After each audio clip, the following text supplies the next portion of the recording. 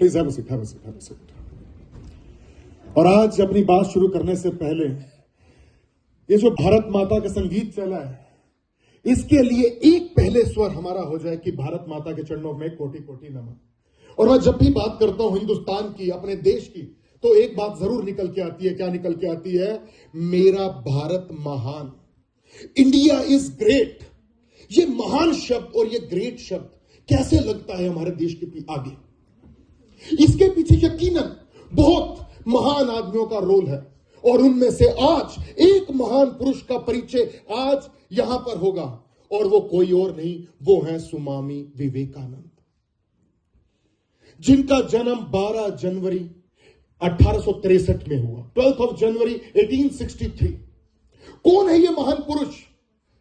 ऐसी इतनी क्षमता कहां से आ गई कि आज मुझको गौरवमय होकर यह बात बोलने को मन कर रहा है कि मेरे देश के पीछे जो महान शब्द लगा हुआ है, वो महानता का कारण, बहुत बड़ी वजह वो भी है। तो आज विवेकानंद जी के बारे में हम कुछ जानने की कोशिश करते हैं। एक यूथ, एक ऐसी एनर्जी जो अपने 20 साल के कार्य वर्ष के अंदर पता नहीं कितना कुछ दे चुकी थी, क्या कुछ समझा चुकी थी दुनिया को, और वो उनका स्वर आज भी मेरे कानों के अंदर ऐसे गूंजता है जैसे लगता हो कि हिंदुस्तान की प्रभुत्ता उनके उन शब्दों से है, जब वो अमेरिका के अंदर, शिकागो के अंदर एक ऐसी ऑडिटोरियम के अंदर अपनी सभा को सबसे पहले इस शब्दों से बोलते हैं, मेरे प्यारे अमेरिकी भाइयों और बहनों। ये स्वर सुनने के बाद अगले 2 मिनट तक उस ऑडिटोरियम के अंदर तालियों की गूंज बजती रही, क्योंकि उस शब्दों ने ही दिखा दिया हिंदुस्तान की मर्यादा को, हिंदुस्तान की संस्कृति को। सिर्फ 2 शब्दों के अंदर ही कहा। इतने बड़े बड़े ग्रंथ कभी होते हैं, कितनी बड़ी किताबें होती हैं, लेकिन उन्होंने 2 शब्द के अंदर ही पूरे हिंदुस्तान को रिप्रेजेंट कर दिया, ये बात बोल के कि मेरे प्यारे अमेरिकी भाइयों और बहन। आज उस वक्त बहुत देश के अंदर कूटनीतियां चल रही थी, जिसको हम टैबू कह सकते हैं।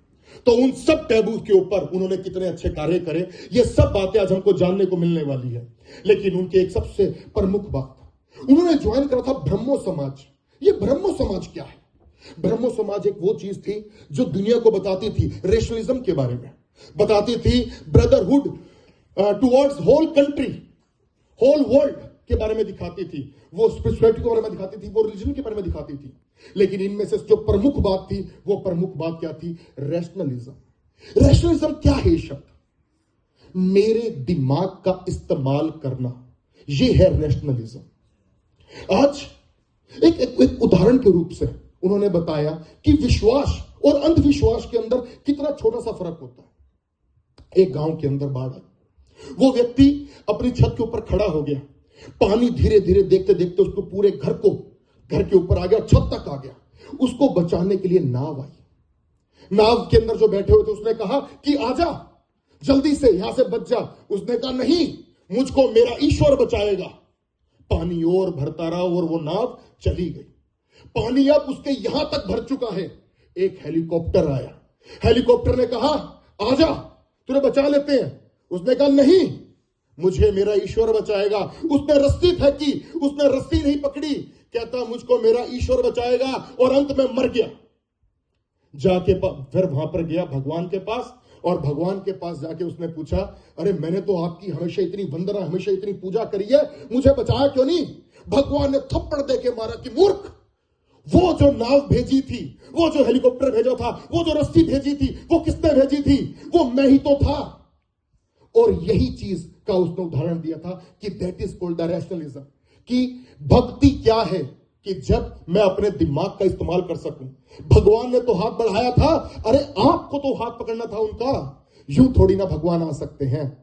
इसी का ही उदाहरण उन्होंने बताया था।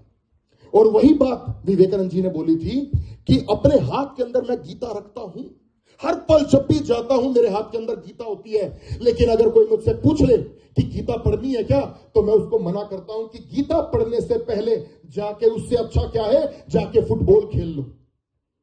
क्योंकि उन्होंने बताया था कि अगर गीता आपको पढ़नी है तो उससे पहले आपको शारीरिक और मानसिक स्थिति आपको अपनी कितनी मजबूत चाहिए, वरना यही धर्म ग्रंथ आपको किस दिन अंधविश्वास के अंदर भी ढकेल देंगे और वरना आपको एग्जैक्टली में ईश्वर की प्राप्ति भी करवा देंगे।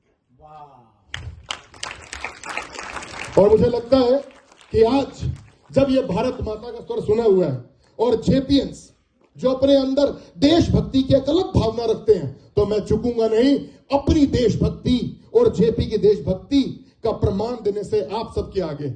और हमारी देशभक्ति का प्रचार सिर्फ एक ही तरीके से होता है, और वो किस स्वर से होता है?